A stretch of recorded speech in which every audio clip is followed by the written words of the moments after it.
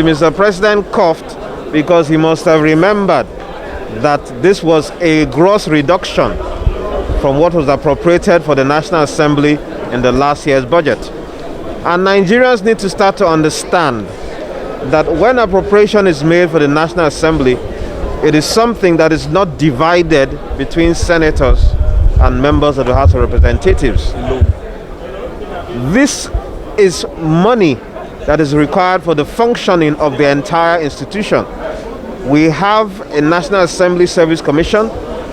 We have the civil servants. We have committee activities. We have the National Institute of Legislative Studies. Then we have the maintenance of the National Assembly. And finally, before it comes to allowances for senators, members, and their staff. It is important to realize that the 128 is grossly inadequate compared to other legislatures all over the world. And the Nigerian government, the executive, needs to start to understand the importance of the legislature. I don't think that they understand that yet. Otherwise, they will realize this is the fulcrum of a democracy, and we need to be empowered to function in the best interest of the Nigerian people. Mr. President, in my own opinion, seems to not have completely discarded the toga of a military man. This is a democracy, and I thought the tone of his language needed to be a lot more diplomatic to allow for dialogue.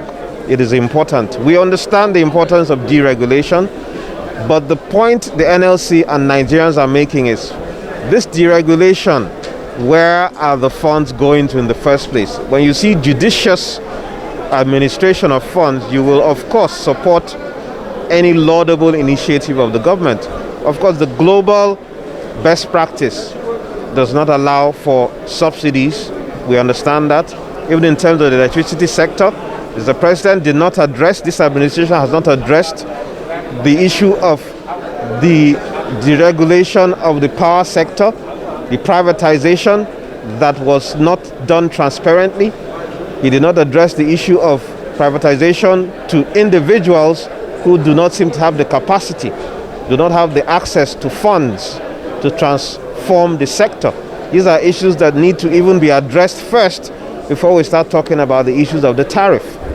And so we understand the agitations of Nigerian people, and I think that the executive needs to toe a more subtle and diplomatic tone to engage Nigerians and the labor unions to show and display commitment to a higher level of transparency with regards to how the funds of this country are expended. Are you satisfied with the president's explanation about how the 2020? No, we're not satisfied, because once again you can see that they made allocations for the social safety net in the light of the revelations by the ICPC of almost 3 billion naira being in private accounts. We are absolutely not satisfied with how the 2020 budget was expended. We have concerns about the lack of transparency in the administration of the funds we appropriate by this administration, and we have concerns about the borrowing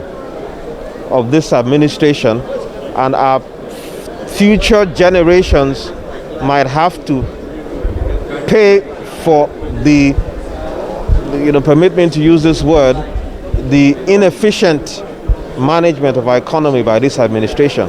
Thank you so very much, sir. Thank you.